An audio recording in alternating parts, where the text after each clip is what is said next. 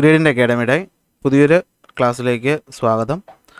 നമ്മൾ പഠിച്ചുകൊണ്ടിരുന്നത് നാലാമത്തെ ചാപ്റ്ററാണ്. നാലാമത്തെ ചാപ്റ്ററിൻ്റെ ഒന്നാമത്തെ ക്ലാസ് നമ്മൾ ഓൾറെഡി അപ്ലോഡ് ചെയ്തിട്ടുണ്ട്. അത് നിങ്ങൾ കണ്ടിട്ടുണ്ടാകുമെന്ന് വിശ്വസിക്കുന്നു. അപ്പോൾ ഇന്നത്തെ ക്ലാസ്സിൽ മാക്സിമം നമ്മൾ ഈ ചാപ്റ്റർ ഇന്ന് കംപ്ലീറ്റ് ചെയ്യും. ഓക്കെ, അപ്പോൾ എക്സാമൊക്കെ അടുത്ത് വരികയാണ്.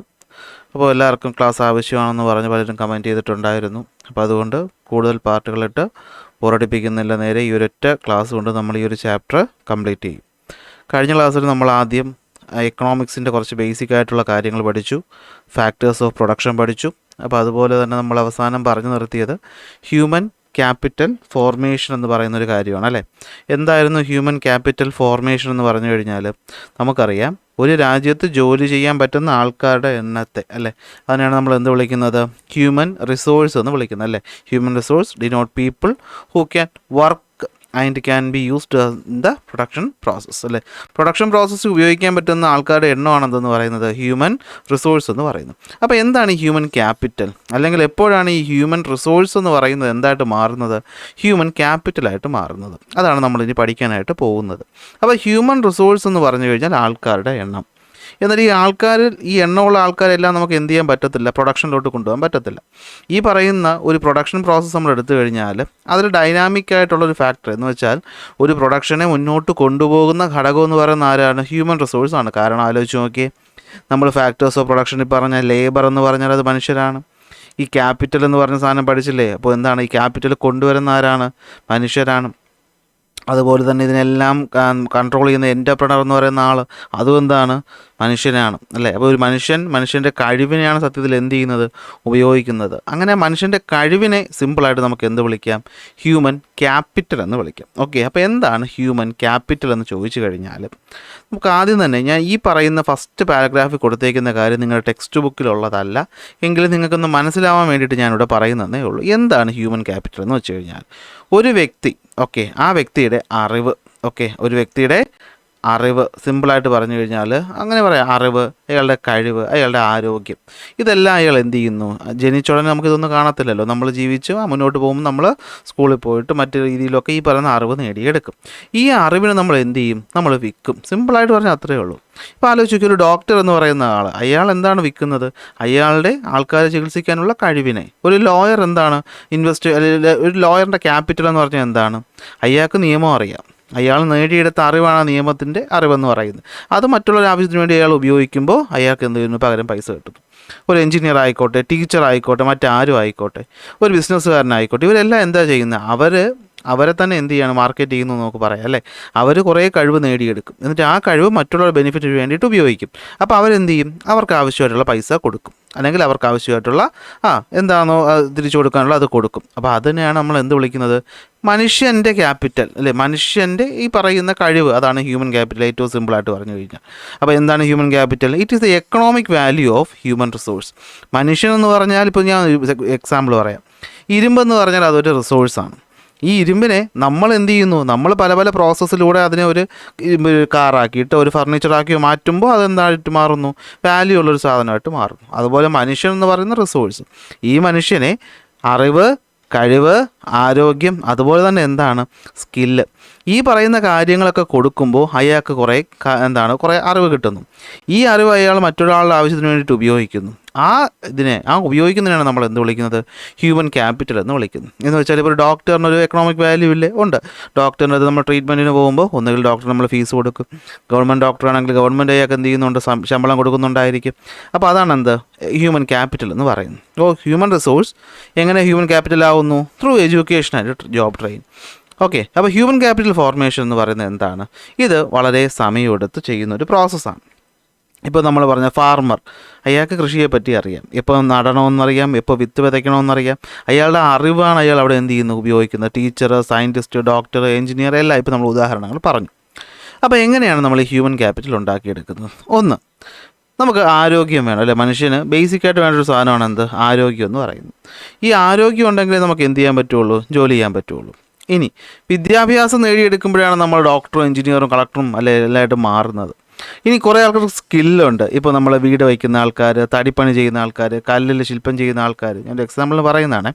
അവരവരുടെ കഴിവല്ല, അവർക്ക് പ്രത്യേക സ്കില്ല്, ഡാൻസ് കളിക്കുന്നവർ, പാട്ട് പാടുന്നവർ, ഇവരെല്ലാം അവരുടെ സ്കില്ലാണ് എന്ത് ചെയ്യുന്നത്, ഈ പറയുന്ന രീതിക്ക് മാറ്റുന്നത്.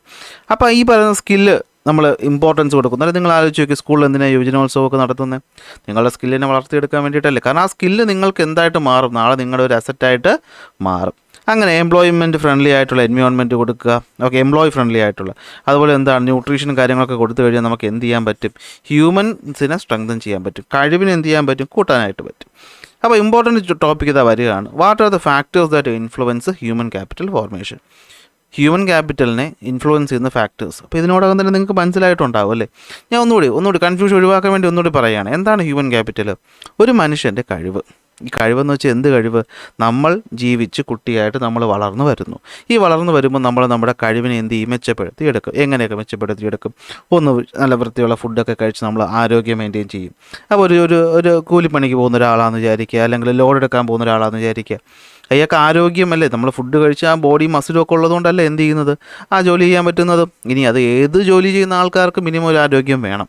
ഇനി വിദ്യാഭ്യാസം, നമുക്ക് ഒരു ജോലിക്ക് പോകണമെങ്കിൽ മിനിമം വിദ്യാഭ്യാസം വേണം. നിങ്ങൾ നേടുന്നത് എന്ത് തന്നെയാണ്, അറിവ് അല്ലെങ്കിൽ വിദ്യാഭ്യാസമാണ്. ഇനി സ്കില്ല്, ഇപ്പോഴത്തെ ഒരു എക്സാമ്പിൾ ഞാൻ വീണ്ടും ഒന്ന് പറയുകയാണ്. നമുക്ക് ഈ പറയാം, നമ്മളെ പല കുട്ടികളൊക്കെ ഇപ്പോൾ ഈ കോഡിങ്ങും കാര്യങ്ങളൊക്കെ പഠിക്കുന്നുണ്ടല്ലോ, കമ്പ്യൂട്ടറിന് വേണ്ടിയിട്ടുള്ള.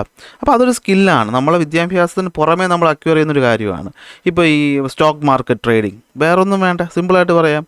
ഈ ഇൻസ്റ്റാഗ്രാമിലും യൂട്യൂബിലൊക്കെ റീൽസ് ഇടുന്നത് ഒരു സ്കില്ല് തന്നെയാണ്. അവർ ഡാൻസ് കളിച്ചും പാട്ട് പാടിയൊക്കെ ആൾക്കാരെ അട്രാക്ട് ചെയ്യുന്നു, അതിലൂടെ അവർ ബിസിനസ് ഡെവലപ്പ് ചെയ്യുന്നു അല്ലേ. അവർ ബ്രാൻഡ് അംബാസഡർമാരാകുന്നു, അവർ പ്രോഡക്റ്റ് വിൽക്കുന്നു, അങ്ങനെ കാശ് കിട്ടുന്നു. അപ്പോൾ ഇതാണ് സത്യത്തിൽ എന്തെന്ന് പറഞ്ഞാൽ ഹ്യൂമൻ ക്യാപിറ്റൽ എന്ന് പറഞ്ഞാൽ. അപ്പോൾ ഈ ഹ്യൂമൻ റിസോഴ്സ് എന്ന് വെച്ചാൽ മനുഷ്യന്മാരുടെ എണ്ണത്തെയാണ് നമ്മുടെ സൂചിപ്പിക്കുന്നത് അല്ലേ. എന്നാൽ ഹ്യൂമൻ ക്യാപിറ്റൽ എന്ന് വെച്ചാൽ എന്താണ്, അത് മനുഷ്യരുടെ കഴിവിനെയാണ്. ആ കഴിവിനെ അവർക്ക് എന്ത് ചെയ്യാം, എക്കണോമിക് വാല്യൂ ആക്കി മാറ്റാം. എന്ന് വെച്ചാൽ സാമ്പത്തികമായിട്ട് നമുക്ക് ജീവിക്കാൻ പൈസ വേണം. അപ്പോൾ ആ പൈസ കിട്ടുന്ന ഒരു മാർഗ്ഗമാക്കി നമുക്ക് എന്ത് ചെയ്യാൻ പറ്റും, ഈ ഒരു കഴിവിനെ മാറ്റാൻ പറ്റിയാൽ അതിനെയാണ് സിമ്പിളായിട്ട് നമ്മൾ ഹ്യൂമൻ ക്യാപിറ്റൽ എന്ന് പറയുന്നത്. അങ്ങനെ ഹ്യൂമൻ ക്യാപിറ്റലിനെ ഇൻഫ്ലുവൻസ് ചെയ്യുന്ന ഫാക്ടേഴ്സ് ഏതൊക്കെയാണ്? ഒന്ന്, വിദ്യാഭ്യാസത്തിലൂടെ നമുക്ക് നമ്മുടെ കഴിവ് മെച്ചപ്പെടുത്താം, ആരോഗ്യത്തിലൂടെ മെച്ചപ്പെടുത്താം. ഇനി ഇതിനെ ഇൻഫ്ലുവൻസ് ചെയ്യുന്നൊരു ഫാക്ടറാണ് മൈഗ്രേഷൻ. അതെന്താണെന്ന് ഞാൻ എക്സ്പ്ലെയിൻ ചെയ്യുമ്പോൾ പറഞ്ഞുതരാം. ട്രെയിനിങ്ങിലൂടെ മെച്ചപ്പെടുത്താം, ആക്സസ് ടു ഇൻഫർമേഷൻ, അതൊന്നും നമുക്ക് പെട്ടെന്ന് മനസ്സിലാവില്ല. മൈഗ്രേഷനും ഇത് ഞാൻ പോകെ എന്ത് ചെയ്യാം പറഞ്ഞുതരാം. അപ്പോൾ തൽക്കാലം പഠിച്ചു വെച്ചു, പരീക്ഷയ്ക്ക് ചോദിക്കും. What are the factors that influence human capital formation എന്ന് വെച്ചാൽ education, health, job training, migration, access to information. ഇത്രയാണ് ഒന്ന്. അതിൽ ഓരോന്നായിട്ട് നമുക്ക് നോക്കാം. വിദ്യാഭ്യാസം, എങ്ങനെയാണ് വിദ്യാഭ്യാസം ഒരാളുടെ കഴിവിനെ മെച്ചപ്പെടുത്തുന്നത്? ഒരാൾക്ക് വിദ്യാഭ്യാസം കിട്ടുമ്പോൾ അയാളുടെ കഴിവുകൾ, അബിലിറ്റി കൂടി, അയാൾക്ക് പുതിയ അറിവ് കിട്ടി, പുതിയ ടെക്നോളജികൾ ഉപയോഗിക്കാൻ പഠിച്ചു, അയാൾ പുതിയ സ്കില്ലുകൾ നേടിയെടുത്തു. ഒന്ന് ആലോചിച്ച് നോക്കി, നമ്മൾ സ്കൂളിൽ പോയി 10ാം ക്ലാസ് വരെ പഠിച്ചു. 10ാം ക്ലാസ് വരെ പഠിച്ച് നമ്മൾ എഴുതാനും വായിക്കാനും എല്ലാ വിഷയത്തെ പറ്റി അടിസ്ഥാന വിവരം കിട്ടി. +1 +2 പോകുന്നു, ഏതെങ്കിലും ഒരു വിഷയം നമ്മൾ സ്പെസിഫിക് ആയിട്ട് എടുത്ത് പഠിക്കുന്നു. നിങ്ങൾ ബയോളജി സയൻസ് പഠിച്ചു എന്ന് വിചാരിക്കുക. അപ്പോൾ ബയോളജി സയൻസ് പഠിച്ച് നിങ്ങൾക്ക് ബയോളജി എന്ന വിഷയത്തെ പറ്റിയിട്ട്, മനുഷ്യനെ പറ്റിയിട്ട്, ചെടികളെ പറ്റിയിട്ടൊക്കെ അറിവ് കിട്ടി. ഈ അറിവ്, നിങ്ങൾ ഈ നോളജ് നിങ്ങളുടെ സ്കില്ലിനെ എന്ത് ചെയ്തു, ഡെവലപ്പ് ചെയ്തു. സ്കില്ല് ഡെവലപ്പ് ചെയ്ത് നിങ്ങളുടെ MBBS എൻട്രൻസ് എഴുതി, MBBS എടുത്തു. നിങ്ങൾക്ക് എന്ത് ചെയ്യാം, ഡോക്ടറായിട്ടുള്ള നല്ല ജോലി കിട്ടും, ഡോക്ടർമാർക്ക് നല്ല ശമ്പളം കിട്ടും. നിങ്ങളുടെ ജീവിത നിലവാരം, ബെറ്റർ ക്വാളിറ്റി ഓഫ് ലൈഫ് കിട്ടും അല്ലേ. നല്ല ശമ്പളം കിട്ടിയാൽ നമുക്ക് നല്ല വീട്ടിൽ താമസിക്കാം, നല്ല കാറ് വാങ്ങാം. അതുപോലെ തന്നെ എന്താണ്, അങ്ങനെ നിങ്ങൾ ഓരോരുത്തരും ഡെവലപ്പ് ആകുമ്പോൾ നിങ്ങൾ കൂടുതൽ പൈസ സമ്പാദിക്കുന്നു, കൂടുതൽ ടാക്സ് അടയ്ക്കുന്നു. അങ്ങനെ നിങ്ങൾ എന്ത് ചെയ്യുന്നു, സ്കില്ല് ഡെവലപ്പ് ചെയ്യുന്നു. അത് രാജ്യത്തിൻ്റെ മൊത്തം ഡെവലപ്മെൻ്റ് ആയിട്ട് മാറുന്നു. വ്യക്തികൾ ഡെവലപ്പായാൽ രാജ്യം ഡെവലപ്പ് ആകും. ഇതാണ് എഡ്യൂക്കേഷൻ എന്ന് പറയുന്നത്. അപ്പോൾ എന്താണ് education? Through education people can use modern technology effectively അല്ലേ. ഇപ്പോൾ ഇൻ്റർനെറ്റ് വന്നു, കമ്പ്യൂട്ടർ വന്നു, നമുക്ക് ഇവിടെ ഇരുന്നുകൊണ്ട് ലോകത്തെ ഇവിടുത്തെ കാര്യവും അറിവും നേടാൻ പറ്റും. അപ്പോൾ അതൊക്കെ നമുക്ക് ബേസിക്കായിട്ട് കുറച്ച് ഇംഗ്ലീഷും അല്ലേ, കുറച്ച് ടെക്നോളജിക്ക് അറിയാമെന്നുള്ളത് കൊണ്ടല്ലേ. അതുപോലെ നമ്മുടെ എഡ്യൂക്കേഷൻ കൂടും, നല്ല വിദ്യാഭ്യാസം കിട്ടും, നല്ല ജോലി കിട്ടുന്നു, കൂടുതൽ വരുമാനം കിട്ടുന്നു. അങ്ങനെ നിങ്ങൾ രാജ്യത്തിൻ്റെ അസറ്റായിട്ട് മാറുന്നു. ഇവിടെ ശ്രദ്ധിക്കേണ്ട ഒരു കാര്യം, നല്ലൊരു ജോലി കിട്ടിക്കഴിയുമ്പോൾ നിങ്ങൾ സത്യത്തിൽ നിങ്ങൾക്ക് വേണ്ടി മാത്രമല്ല ഡെവലപ്പ് ആവുന്നത്, അല്ലെങ്കിൽ നിങ്ങൾക്ക് മാത്രമല്ല അതിന് ഗുണമുണ്ടാകുന്നത്. ഒരു സൊസൈറ്റിയിലുള്ള എല്ലാ ആൾക്കാരും നല്ല വിദ്യാഭ്യാസവും നല്ല ജീവിതത്തിൽ നിലവാരത്തിലും ജീവിക്കുമ്പോൾ എന്ത് പറ്റും, നിങ്ങളുടെ സ്റ്റാൻഡേർഡ് ഓഫ് ലിവിങ് കൂടും. അതായത് നമ്മുടെ നല്ലൊരു സമൂഹം, നല്ലൊരു society with high sense of value അല്ലേ. നമ്മൾ ആലോചിച്ച് നോക്കി, എല്ലാവർക്കും നല്ല വിദ്യാഭ്യാസവും, അപ്പോൾ നമുക്ക് തന്നെ അറിയാം, നല്ല എഡ്യൂക്കേഷനൊക്കെ കിട്ടുമ്പോൾ നമ്മുടെ പെരുമാറ്റം തന്നെ മാറും. നമ്മൾ കുറച്ചുകൂടെ നന്നായിട്ട് സംസാരിക്കും അല്ലെ, പൊളൈറ്റായിട്ട് സംസാരിക്കും, നമ്മൾ മറ്റുള്ള വിഷമത്തെ പറ്റിയൊക്കെ ചിന്തിക്കും. മാത്രമല്ല നമ്മൾ മറ്റുള്ളവരെ സഹായിക്കും. അങ്ങനെ നല്ലൊരു സൊസൈറ്റി അല്ലെങ്കിൽ സമൂഹം എന്ത് ചെയ്യും, രൂപപ്പെട്ട് വരും. എന്ത് കിട്ടുമ്പോൾ, വിദ്യാഭ്യാസം കിട്ടുമ്പോൾ. അപ്പോൾ എങ്ങനെയാണ് വിദ്യാഭ്യാസം നമ്മൾ ഡെവലപ്പ് ചെയ്യുക? നമുക്കറിയാം, പണ്ടത്തെ കാലത്ത് സ്കൂളുകളൊക്കെ കുറവായിരുന്നു. അപ്പോൾ സിമ്പിളായിട്ട് സർക്കാർ സ്കൂളുകളിൽ ഇൻവെസ്റ്റ് ചെയ്യുക അല്ലെങ്കിൽ സ്കില്ല് കൊടുക്കുന്ന സ്ഥാപനങ്ങളിൽ ഇൻവെസ്റ്റ് ചെയ്താൽ ആ രാജ്യത്തിൻ്റെ എഡ്യൂക്കേഷൻ ഡെവലപ്പ് ആവും. നമുക്കറിയാം ഗവൺമെൻറ് സെക്ടറിൽ നിന്ന് സ്കൂളും കോളേജുകളും ഉണ്ട്, കോപ്പറേറ്റീവ് സെക്ടറിൽ സ്കൂളും കോളേജും ഉണ്ട്, ഇനി പ്രൈവറ്റ് സെക്ടറിലും ഉണ്ട് അല്ലേ, പ്രൈവറ്റ് സ്കൂള്, CBSE, മലയാളം, എല്ലാ കാര്യങ്ങളും നമുക്ക് അറിയാവുന്നതാണ് അല്ലേ. അപ്പോൾ ഇങ്ങനത്തെ ഇൻവെസ്റ്റ്മെൻറ്റുകൾ ചെയ്യുമ്പോൾ മാത്രമല്ല ഗവൺമെൻറ് പല പല എഡ്യൂക്കേഷണൽ പോളിസീസ് കൊണ്ടുവരും. നമ്മുടെ ഇന്ത്യക്ക് സ്വാതന്ത്ര്യം കിട്ടി ആദ്യത്തെ സർക്കാർ വന്ന കാലം തൊട്ട് തന്നെ നമ്മൾ എന്ത് ചെയ്യുന്നുണ്ട്, ഇത്തരം പോളിസികൾ കൊണ്ടുവരുന്നുണ്ട്. ഇപ്പോൾ SSC എന്നൊക്കെ പറഞ്ഞിട്ട് നമ്മൾ സർവ്വശിക്ഷ അഭയാൻ എന്നൊക്കെ പറഞ്ഞിട്ട് പല സ്കീമുകൾ കൊണ്ടുവരുന്നുണ്ട്. പണ്ട് DPEP എന്നൊക്കെ പറഞ്ഞ് കൊണ്ടുവന്നിട്ടുണ്ട്. എന്ന് വെച്ചാൽ ഒന്നുമില്ല, നല്ല വിവരവും വിദ്യാഭ്യാസവും ഉള്ളവർ ഗവൺമെൻറ്റിൻ്റെ അടുത്ത് പറയും ഇങ്ങനത്തെ രീതിയിൽ പുതിയ രീതി. നിങ്ങളുടെ SCERT ടെക്സ്റ്റ് ബുക്കുകൾ കണ്ടിട്ടില്ലേ, ഇത് ഇതുപോലത്തെ ഒരു പോളിസിയുടെ ഭാഗമായിട്ട് വരുന്നതാണ്. നിങ്ങൾ +1 +2 പഠിക്കുന്ന NCERTയുടെ ബുക്ക്, അല്ലെങ്കിൽ ഇപ്പോൾ തന്നെ നിങ്ങൾ 10ാം ക്ലാസ് വരെ ഒരു സിസ്റ്റം, 10 കഴിഞ്ഞിട്ട് നിങ്ങൾ സ്കീം എടുത്ത് +1 +2 പോകുന്നു. ഇതൊക്കെ പോളിസി ആരാ കൊണ്ടുവരുന്നത്? ഇതൊക്കെ ഗവൺമെൻറ്റാണ് കൊണ്ടുവരുന്നത്. അങ്ങനെ ഗവൺമെൻറ് പുതിയ പുതിയ പോളിസികൾ കൊണ്ടുവരുമ്പോൾ അത് ആ രാജ്യത്തിൻ്റെ എഡ്യൂക്കേഷൻ ഡെവലപ്പ് ചെയ്യുന്നു. പിന്നെ ഗവൺമെൻറ് പബ്ലിക് സ്കൂൾ എന്ന് വെച്ചാൽ പബ്ലിക് സെക്ടർ എന്ന് വെച്ചാൽ എന്താണ്, സ്കൂളുകൾ കൊണ്ടുവരുന്നു, സർക്കാർ സ്കൂൾ. ആ സർക്കാർ സ്കൂൾ തന്നെ നല്ല രീതിയിൽ കൊണ്ടുവരുന്നു.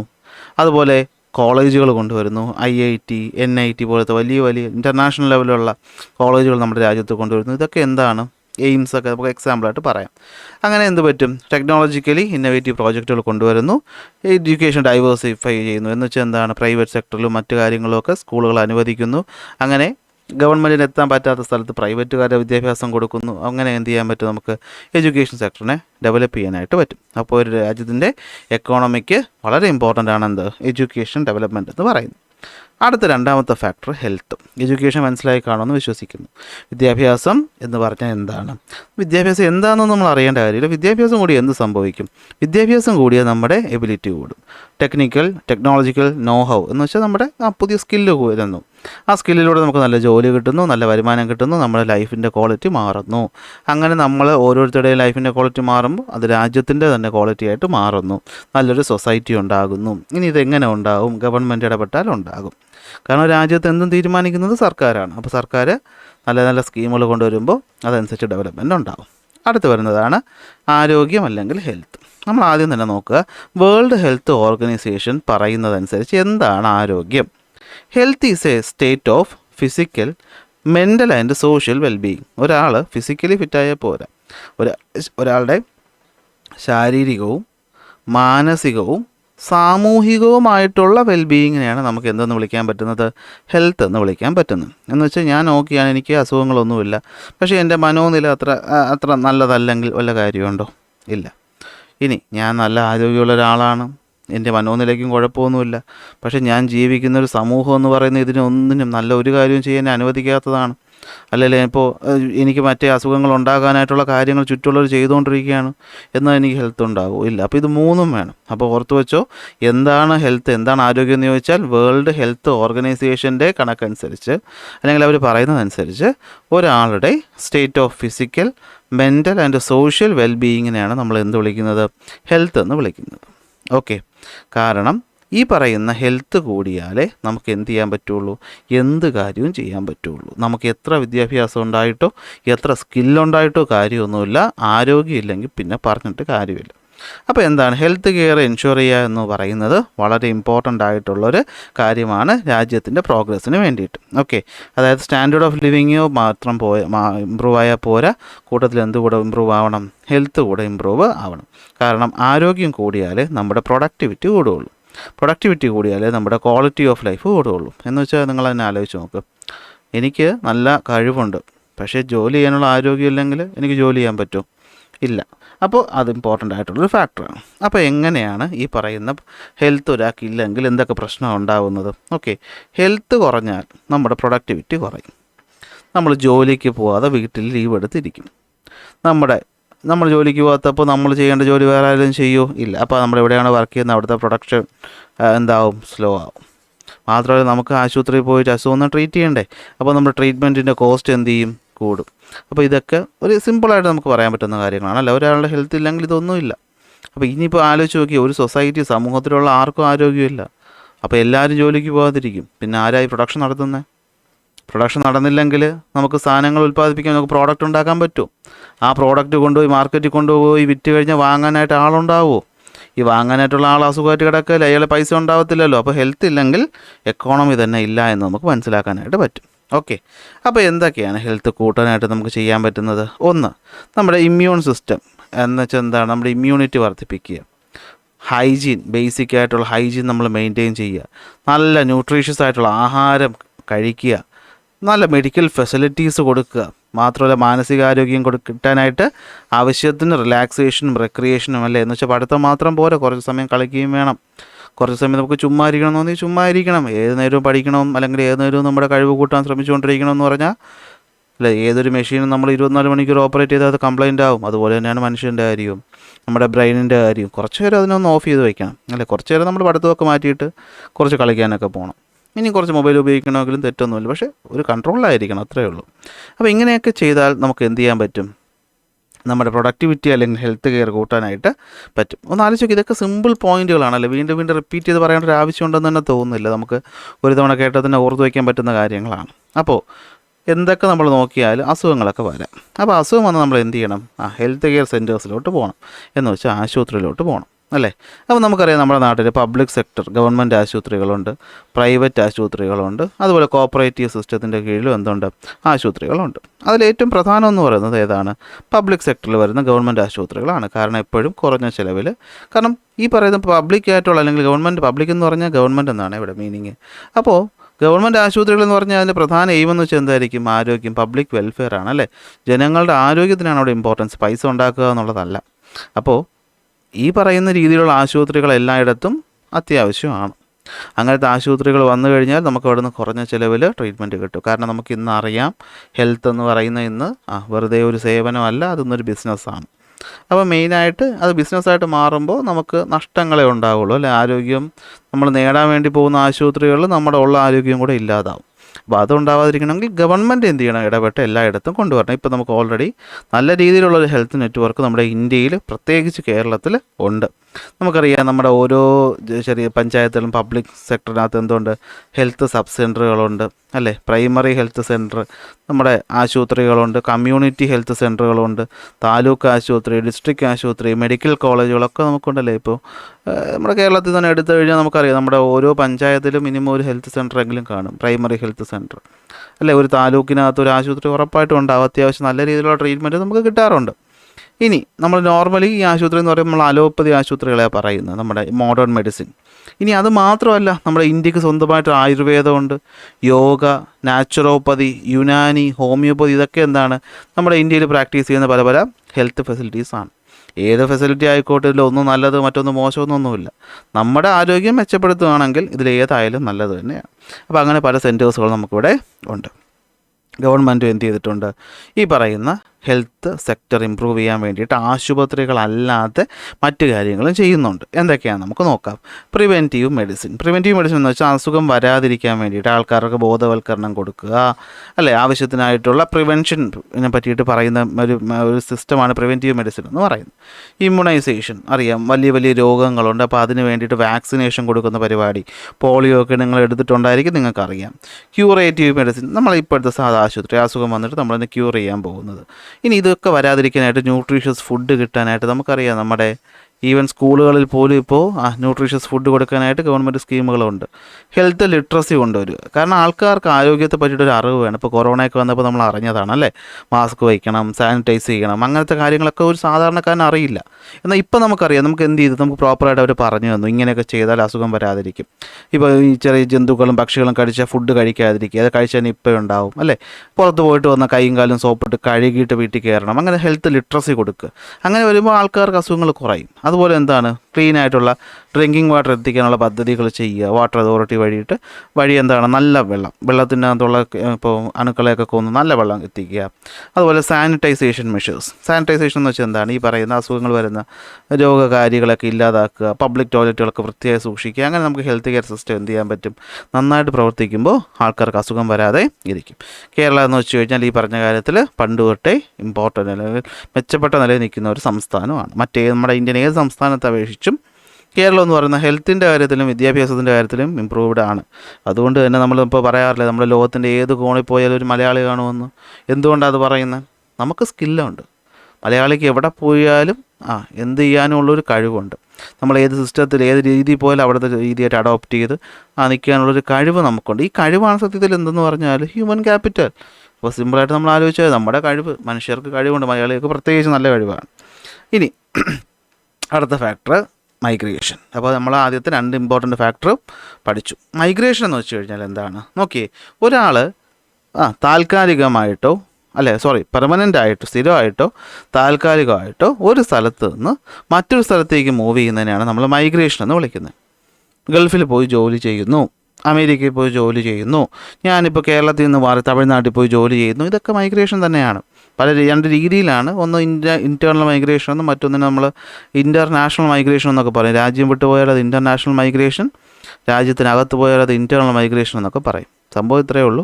പെർമനൻ്റ് ആയിട്ടോ ടെമ്പററി ആയിട്ടോ ഒരാൾ പോവുകയാണ്. അപ്പോൾ ഇതിൻ്റെ പ്രശ്നം എന്താണെന്ന് വെച്ച് കഴിഞ്ഞാൽ, ഇപ്പോൾ നമുക്ക് സിമ്പിളായിട്ട് പറയാൻ പറ്റും. ഇപ്പോൾ നമ്മൾ വാർത്തയിലൊക്കെ കേൾക്കുന്നൊരു കാര്യമാണ്, ഇപ്പോഴത്തെ യുവാക്കളെല്ലാം എന്ത് ചെയ്യുന്നു, കേരളം വിട്ട് പോകാനായിട്ട് ആഗ്രഹിക്കുന്നു.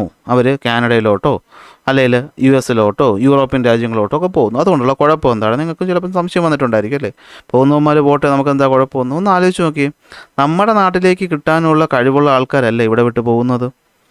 ഓക്കെ, അപ്പോൾ ഗവൺമെൻറ് ഈ പറയുന്ന കാര്യം മനസ്സിലാക്കണം. ആൾക്കാർ എന്തുകൊണ്ട് ഇതൊരു കൺസേൺ ആയിട്ട് പറയുന്നത്? കാരണം നോക്കി, നമ്മൾ ഈ പറയുന്ന ഹ്യൂമൻ, ഇപ്പോൾ ആലോചിക്കും, ഒരു 18-20 വയസ്സായ ഒരു കുട്ടിയെന്ന് വെച്ചാൽ അവൻ ഈ പറയുന്ന കാലം അത്രയും ഇവിടെ നിന്ന് പഠിച്ച് ഈ പറഞ്ഞ ഹ്യൂമൻ ക്യാപിറ്റൽ നേടിക്കഴിഞ്ഞു. നേടിക്കഴിഞ്ഞ ഹ്യൂമൻ ക്യാപിറ്റൽ നമ്മുടെ നാട്ടിൽ ഉപയോഗിക്കണോ അതോ വലിയ രാജ്യത്തും കൊണ്ട് ഉപയോഗിക്കണോ? നമ്മുടെ നാട്ടിൽ ഉപയോഗിക്കണം അല്ലേ. അപ്പോൾ നമ്മുടെ നാട്ടിൽ അതിനുള്ള സിറ്റുവേഷൻ ഉണ്ടാക്കേണ്ടത് ഗവൺമെൻറ്റിൻ്റെ ജോലിയാണ്. കാരണം മൈഗ്രേഷൻ ഉണ്ടാകുമ്പോൾ അത് പോസിറ്റീവായി നെഗറ്റീവായി നമ്മളെ അഫക്റ്റ് ചെയ്യുക. നമ്മൾ പുറത്ത് പോയി കഴിയുമ്പോഴത്തേക്കും നമുക്ക് വിദേശത്തുള്ള പൈസ നമ്മൾ നാട്ടിൽ അയച്ചു കൊടുത്താൽ ഗുണമാണെങ്കിലും നമ്മുടെ കഴിവുള്ള ആൾക്കാർ ഇവിടെ വിട്ട് പോവുകയാണ്. ഇപ്പോൾ നമുക്ക് തന്നെ അറിയാം, നമ്മൾ പലപ്പോഴും അഭിമാനത്തോടെ പറയാറുണ്ട്, പല വലിയ കമ്പനികളുടെയും CEO ഇന്ത്യക്കാരാണ്. ഗൂഗിള്, മൈക്രോസോഫ്റ്റ്, കൊക്കക്കോള എന്നൊക്കെ നമ്മൾ പറയാറുണ്ട്. പക്ഷേ സത്യത്തിൽ അവർ ഇന്ത്യക്കാരാണെങ്കിൽ അവരിപ്പോൾ ഇന്ത്യക്ക് സിറ്റിസണൊന്നും അല്ല. അവരെന്ത് ചെയ്തു? അപ്പോൾ ആലോചിക്കണം, അവർ കഴിവുള്ളവരാണ്. അപ്പോൾ ആ കഴിവുള്ളവർ ഇന്ത്യയിൽ തന്നെ നിന്നിരുന്നെങ്കിൽ അവർക്ക് ചിലപ്പോൾ ഇന്ത്യൻ ഗവൺമെൻറ് മറ്റു കാര്യങ്ങളൊക്കെ സാഹചര്യം കൊടുത്തിരുന്നെങ്കിൽ ചിലപ്പോൾ അവർ ഇതുപോലത്തെ ഒന്ന് ഇന്ത്യയിൽ തന്നെ ഉണ്ടാക്കിയേനെ അല്ലേ, അല്ലെങ്കിൽ ഇന്ത്യയിലുള്ളൊരു വലിയ കമ്പനിയെ അവർ വളർത്തിയെടുത്തേനെ. ഇതിപ്പോൾ അത് പറ്റാത്തതുകൊണ്ടാണ് അവർ മറ്റു രാജ്യത്ത് പോയത്. അപ്പോൾ മൈഗ്രേഷൻ നല്ലതുമാണ് മോശമാണ്. ഓക്കെ, അപ്പോൾ അതാണ് മൈഗ്രേഷൻ എന്ന് പറയുന്നത്. അപ്പോൾ എന്താണ് മൈഗ്രേഷൻ എന്ന് ഓർത്ത് വയ്ക്കുക. ഇല്ല അതിനെപ്പറ്റി കൂടുതൽ ഡീറ്റെയിൽ ആയിട്ടൊന്നും പരീക്ഷയ്ക്ക് ചോദിക്കാൻ സാധ്യതയില്ല. എന്താണ് മൈഗ്രേഷൻ, അതിൻ്റെ ഇമ്പോർട്ടൻസ് ഒന്ന് മനസ്സിലാക്കി വയ്ക്കുക. അടുത്ത ഒന്നാണ് ജോബ് ട്രെയിനിങ്. ഓക്കെ, അപ്പോൾ നമുക്കറിയാം, നമ്മൾ സ്കൂളിൽ നിന്ന് പഠിച്ച കാര്യങ്ങൾ കൊണ്ട് നമുക്ക് ഡയറക്റ്റായിട്ട് ജോലിയൊന്നും കിട്ടത്തില്ല. അതിന് നമുക്ക് എന്ത് ചെയ്യണം? ജോലിക്ക് കയറുമ്പോൾ ട്രെയിനിങ് കൊടുക്കും. അതായത് നമ്മുടെ സ്കില്ല് ഡെവലപ്പ് ചെയ്യാനായിട്ട് പല ട്രെയിനിങ് രീതികളും ഉണ്ട്. ഇപ്പോൾ ഒരു ഡോക്ടർ, എഞ്ചിനീയർ, ടീച്ചർ ഇവരൊക്കെ എങ്ങനെ ഉണ്ടാകുന്ന കോളേജ് കഴിഞ്ഞിട്ട്, അല്ലെങ്കിൽ അവർ കോളേജിൽ പോകുമ്പോൾ തന്നെ സാധാ കോളേജിൽ പോകത്തില്ല. ഡോക്ടറാണെങ്കിൽ MBBS മെഡിക്കൽ കോളേജിൽ പോകും, എഞ്ചിനീയർമാരാണെങ്കിൽ എഞ്ചിനീയറിംഗ് കോളേജിൽ പോകും, ടീച്ചർമാരാണെങ്കിൽ അത് കഴിഞ്ഞിട്ട് പിന്നെ BEd TTC ഒക്കെ പഠിച്ച് അവർ ജോലിക്ക് ആവശ്യമായിട്ടുള്ള പ്രൊഫഷണൽ സ്കില്ല് എന്ത് ചെയ്യും? നേടിയെടുക്കും. ഞാൻ നേരത്തെ പറഞ്ഞ പോലെ കോഡിങ്, ഷെയർ മാർക്കറ്റിൽ ജോലി ചെയ്യുന്നത്, ഇതൊക്കെ എന്ത് തന്നെയാണ്. ഇപ്പോൾ ഡിജിറ്റൽ മാർക്കറ്റിംഗ്, ഇതൊക്കെ നിങ്ങൾ കേൾക്കുന്ന കാര്യങ്ങളാണ്. അപ്പോൾ ഇതൊക്കെയാണ് നമ്മളെ അഡീഷണൽ സ്കില്ലായിട്ട് നമ്മൾ നേടിയെടുക്കുന്നത്. സ്കൂളിൽ പഠിക്കുന്ന അല്ലാതെ നമ്മൾ നേടിയെടുക്കുന്നത്. അങ്ങനെ നേടിയെടുത്താൽ നമുക്ക് എന്ത് ചെയ്യാൻ പറ്റും? നല്ല നല്ല ജോലിയിലേക്ക് എത്താൻ പറ്റും. അതിന് വേണ്ടിയിട്ട് പല ഇൻസ്റ്റിറ്റ്യൂഷൻസ് ഇവിടെ എന്ത് ചെയ്യുന്നുണ്ട്? വർക്ക് ചെയ്യുന്നുണ്ട്. അങ്ങനെ ജോബ് ട്രെയിനിങ് എന്ത് ചെയ്യും? ഹ്യൂമൻ ക്യാപിറ്റലിനെ അതിൻ്റെ ഏറ്റവും ഉന്നതിയിലേക്ക്, അതിൻ്റെ പീക്കിലേക്ക്, ഉന്നതിയിലേക്ക് എന്ത് ചെയ്യും? എത്തിക്കുമെന്നാണ് പറയുന്നത്. ഇനി വരുന്ന ഒന്നാണ് ആക്സസ് ടു ഇൻഫർമേഷൻ. ഇതെന്ന് വെച്ച് കഴിഞ്ഞാൽ നമുക്ക് എന്തൊക്കെ നമുക്ക് അവൈലബിൾ ആണ് അല്ലേ. നമുക്ക് ഇപ്പോൾ സ്കൂളിൽ പഠിക്കണം, അപ്പോൾ എനിക്ക് സ്കൂളിൽ പഠിക്കണം, എൻ്റെ കാശില്ല, എന്നാൽ ഞാൻ നന്നായിട്ട് പഠിക്കും, എങ്കിൽ എനിക്ക് സ്കോളർഷിപ്പ് കിട്ടും. ഈ സ്കോളർഷിപ്പ് ഉണ്ടെന്ന് എനിക്കറിയാവോ? ഇല്ല. എനിക്കത് അറിയാനുള്ള വഴി എന്ത് ചെയ്യണം? സർക്കാർ തന്നെ ഉണ്ടാക്കണം. ഓക്കെ, അതായത് പല സർവീസുകളും പല സെക്ടറുകളിലും എന്ത് ചെയ്യുന്നുണ്ട്? കൊടുക്കുന്നുണ്ട്. ഈ സെക്ടറിൽ കൊടുക്കുന്ന ഈ സർവീസുകളെ പറ്റി ആൾക്കാരിലേക്ക് എത്തിക്കുക, അല്ലെങ്കിൽ ആ ഇൻഫർമേഷൻ ആൾക്കാരൊക്കെ കിട്ടുക, അതാണ് നമ്മൾ ഈ ആക്സസ് ടു ഇൻഫർമേഷൻ എന്നതുകൊണ്ട് ഉദ്ദേശിക്കുന്നത്. Okay, access to information need to be fostered to help people gather information about the services provided. എന്ന് വെച്ചാൽ സർക്കാർ കൊടുക്കുന്ന ഹെൽത്ത് ആയിക്കോട്ടെ, എഡ്യൂക്കേഷൻ ആയിക്കോട്ടെ, സ്കിൽ ട്രെയിനിങ് ആയിക്കോട്ടെ, ഇതൊക്കെ അവർ കൊടുക്കുന്നു എന്ന് സാധാരണക്കാരന് അറിയണ്ടേ. അപ്പോൾ അറിയാനായിട്ട് അതിനുവേണ്ടി ഒരു സാഹചര്യം നമ്മൾ ഉണ്ടാക്കി കൊടുക്കണ്ടേ. ഈവൻ പരസ്യം കൊടുക്കുന്നത് പോലും ഇതിനകത്ത് ഉൾപ്പെടും അല്ല. ഓരോ ഗവൺമെൻറ് സ്കീമുകളെ പറ്റിയിട്ടുള്ള പരസ്യങ്ങൾ TV വരാറുണ്ട്. അതെന്തിനു വേണ്ടിയിട്ടാണ്? നിങ്ങളെ അറിയിക്കാൻ വേണ്ടിയിട്ടാണ്. നോട്ടീസുകൾ ഒട്ടിക്കാറുണ്ട്. പല സ്റ്റാഫുകളും നിങ്ങളുടെ വീട്ടിൽ വന്ന് എന്ത് ചെയ്യാറുണ്ട്? ഇത്തരം കാര്യങ്ങളെ പറ്റിയിട്ട് പറഞ്ഞു തരാറുണ്ട്. ഈ ആശമാരെ പോലെയുള്ളവർ വീട്ടിൽ വന്നിട്ട് ഹെൽത്ത് കെയർ കാര്യങ്ങളെ പറ്റിയിട്ട് എന്ത് ചെയ്യും? നമുക്ക് പറഞ്ഞു തരും. അപ്പോൾ ഇതൊക്കെ എന്തിനാണ്? അറിവ് നമുക്ക് കിട്ടാൻ വേണ്ടിയിട്ടാണ്. So access to information can be defined as the right to seek, receive and impart information held by public bodies. ഇത് കാണാതെ പഠിക്കല്ലേ. ഈ അവസാനം എഴുതിയിരിക്കുന്നത് നിങ്ങളുടെ ടെക്സ്റ്റ് ബുക്കിലുള്ളതല്ല, നിങ്ങൾക്ക് മനസ്സിലാവാൻ വേണ്ടി ഞാൻ അഡീഷണലി ചേർത്തതാണ്.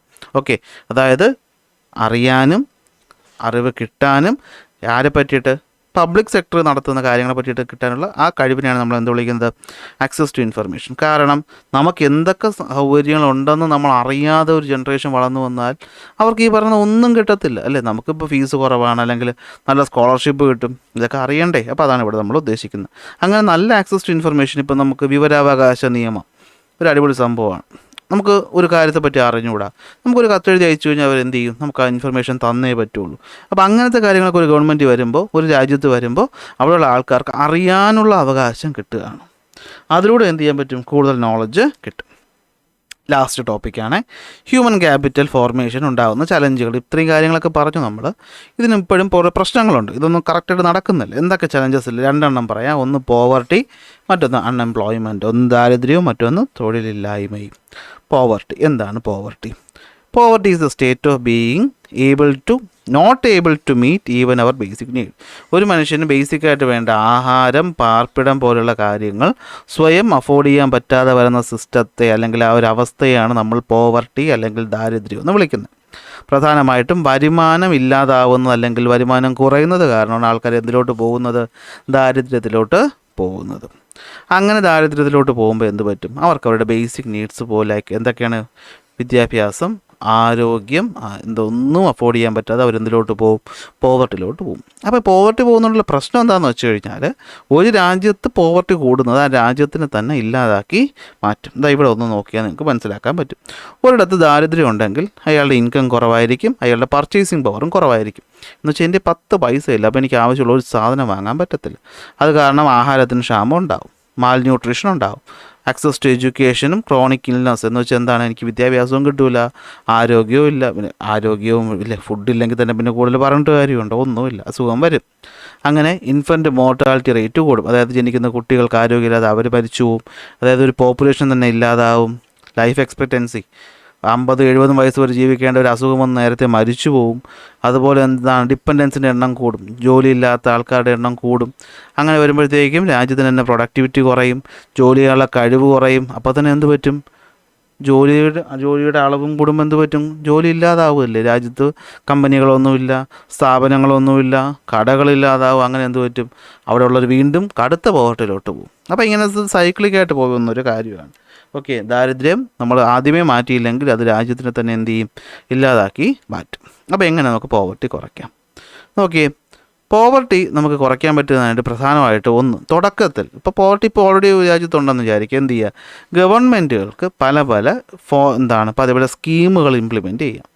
അതുപോലെ എന്താണ്, ഈ പറഞ്ഞ പല പല നിയമങ്ങൾ കൊണ്ടുവരാം. ഇപ്പോൾ നമുക്ക് സ്വാതന്ത്ര്യം കിട്ടിയ സമയത്തൊക്കെ നമ്മുടെ ആൾക്കാരുടെ കയ്യിൽ സ്വന്തമായിട്ട് കൃഷി ചെയ്യാൻ ഭൂമിയൊന്നും ഇല്ലായിരുന്നു. ഈ ഭൂമിയൊക്കെ ബ്രിട്ടീഷുകാരുടെ കയ്യിലിരിക്കുകയായിരുന്നു, പിന്നെ കുറേ വലിയ മുതലാളിമാരുടെ കയ്യിലും ഇരിക്കുകയായിരുന്നു. അപ്പോൾ ഗവൺമെൻറ് നിയമം കൊണ്ടുവന്നു, അങ്ങനെ ഇരുന്നാൽ പറ്റൂല. ഈ പറയുന്ന കൃഷി ചെയ്യുന്ന ഭൂമി കർഷകർക്ക് കൊടുക്കണം, ഭൂപരിഷ്കരണ നിയമം എന്നൊക്കെ പറഞ്ഞ് കുറേ കാര്യങ്ങൾ അന്ന് വന്നു. പിന്നെ റേഷൻ കടകൾ പോലെയുള്ള കാര്യങ്ങൾ വന്നു. നമുക്ക് എന്ത് ചെയ്യാൻ പറ്റും, കുറഞ്ഞ വിലയ്ക്ക് ആൾക്കാരിലോട്ട് ആഹാരം എത്തിക്കുക. അങ്ങനെ ബേസിക് നീഡിൽ ഒന്നായിട്ടുള്ള ആഹാരം ആൾക്കാർക്ക് കിട്ടുന്നു. ഗവൺമെൻറ്റിൽ നമുക്കറിയാം, ഈ റേഷൻ കടയിൽ തന്നെ പല പല നിറത്തിലുള്ള കാർഡുകളുണ്ട് അല്ലേ. ഈ പറയുന്ന ചുവപ്പ് കാർഡ്, വെള്ളക്കാർഡ്, അത് നമുക്ക് വെച്ചറിയാം. ചില കാർഡുകളുള്ളവർക്ക് ഫ്രീ ആയിട്ട് റേഷൻ കൊടുക്കും. കാരണം അവർ പോവർട്ടിയിൽ നിന്ന് രക്ഷപ്പെടുത്തുക. കാരണം പോവർട്ടിയിൽ നിന്ന് രക്ഷപ്പെട്ടാൽ അവർ ജോലി ചെയ്യും, ജോലി ചെയ്താൽ അവർ രക്ഷപ്പെടും. മാത്രമല്ല നമുക്ക് ബി പി എല്ലിൻ്റെ കാര്യം അറിയാമല്ലോ, BPL, APL ഓക്കെ. അപ്പോൾ ഈ BPLകാർക്ക് ട്രീറ്റ്മെൻറ്റൊക്കെ ഫ്രീ ആണ്. അതുപോലെ തന്നെ നമുക്ക് ഈ ഷെഡ്യൂൾഡ് കാസ്റ്റ്, ഷെഡ്യൂൾഡ് ട്രൈബിലൊക്കെ വരുന്നവർക്ക് റിസർവേഷൻ കോട്ട കൊടുക്കുന്നതൊക്കെ എന്താണ്, സത്യത്തിൽ ഈ പറയുന്ന പോവർട്ടി പോലെയുള്ള കാര്യങ്ങൾ ഇല്ലാതാക്കാൻ വേണ്ടിയിട്ട് ഗവൺമെൻറ് കൊണ്ടുവരുന്ന സ്കീമാണ്. ഇവിടെ ഒരു ചോദ്യം ടെക്സ്റ്റ് ബുക്ക് ചോദിച്ചിട്ടുണ്ട്, ഗവൺമെൻറ് കൊണ്ടുവന്ന കുറച്ച് സ്കീമുകളെ പറ്റി പറയാം. ഒരെണ്ണം പ്രധാനമന്ത്രി ആവാസ് യോജന, വീട് വെച്ച് കൊടുക്കാൻ വേണ്ടിയിട്ട്. Integrated rural development programme, Indira Gandhi old age pension scheme, മറ്റേ പ്രായവർക്ക് പെൻഷൻ കൊടുക്കാൻ വേണ്ടിയിട്ട്. Family benefit scheme, Annapurna Yojana, food for work programme ഒക്കെ ഇതിൻ്റെ എക്സാമ്പിളാണ്. ചുമ്മാ ഗൂഗിൾ ചെയ്ത് നോക്കിയാൽ മതി, നിങ്ങൾക്ക് കിട്ടും. ഞാൻ ജസ്റ്റ് ഇവിടെ ഒന്ന് പറഞ്ഞു എന്നേ ഉള്ളൂ.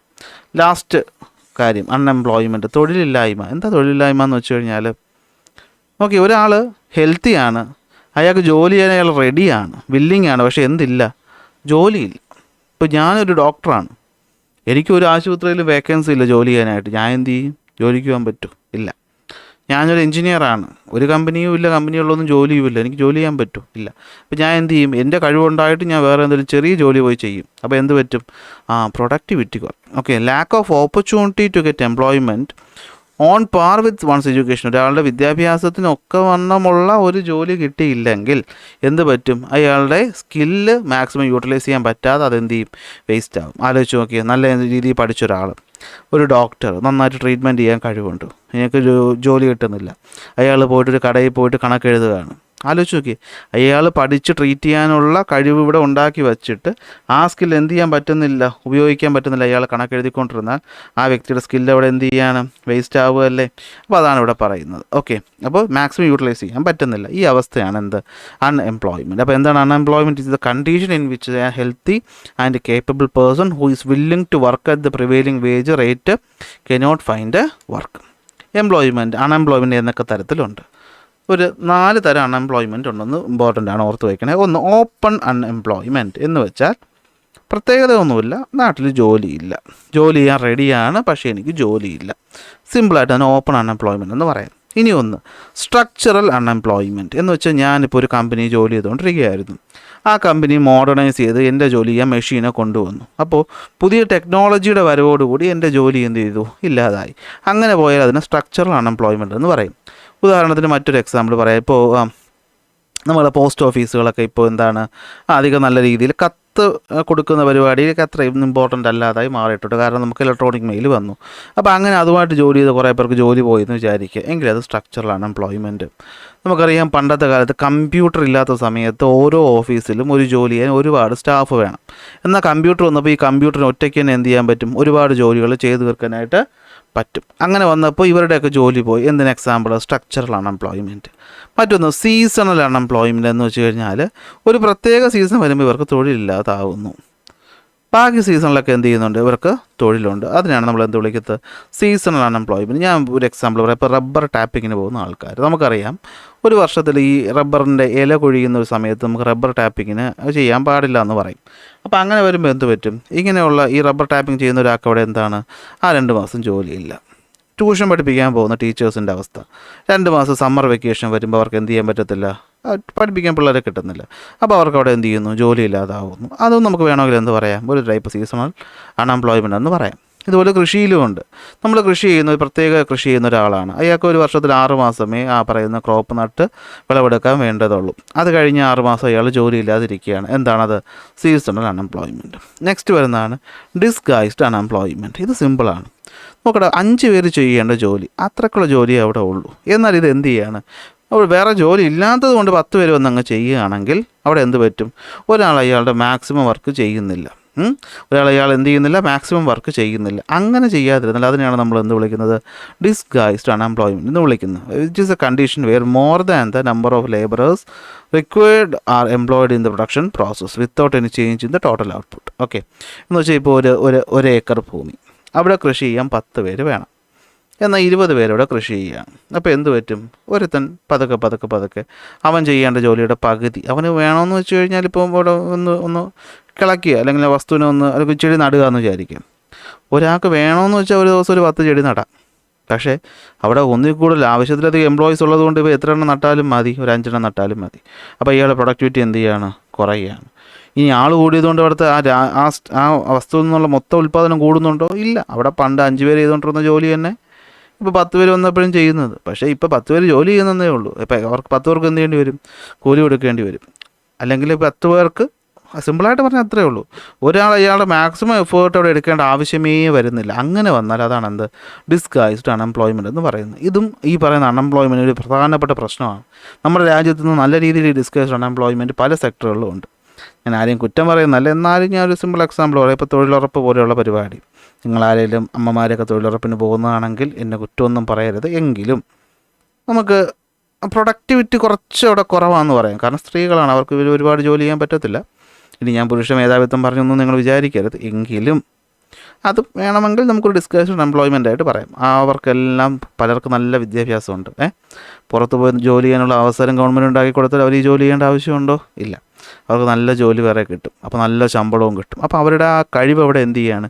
വേസ്റ്റ് ചെയ്യപ്പെടുകയാണ്. ഇതൊക്കെയാണ് ഡിസ്കഷൻ എംപ്ലോയ്മെൻറ്റിനകത്ത് വരുന്നത്. സോ ഇത്രയും കാര്യങ്ങളാണ് നമ്മുടെ ഈ ഒരു ചാപ്റ്ററിനകത്ത് ഉള്ളത്. അപ്പോൾ കൂടുതലൊന്നും ഞാൻ പറയുന്നില്ല, അറിയാമല്ലോ. ക്ലാസ് ഇഷ്ടപ്പെട്ടാൽ ലൈക്ക് ചെയ്യുക, ഷെയർ ചെയ്യുക, സബ്സ്ക്രൈബ് ചെയ്യുക. നോട്ട് വേണമെന്നുള്ളവർ ടെലഗ്രാം ചാനലിൽ ജോയിൻ ചെയ്താൽ മതി. ഇനി അതിന് പറ്റിയില്ലെങ്കിൽ ഇവിടെ കാണുന്ന നമ്പറിൽ വാട്സാപ്പ് മെസ്സേജ് അയച്ചാലും മതി, ഞാൻ എന്ത് ചെയ്യാം, നോട്ട്സ് അയച്ചു തരാം. അപ്പോൾ നന്നായിട്ട് പരീക്ഷയ്ക്ക് പഠിക്കുക. ഓക്കെ, അപ്പോൾ അടുത്ത ക്ലാസ്സിൽ അടുത്ത ടോപ്പിക്കായിട്ട് കാണാം. അതുവരെ ബൈ ബൈ.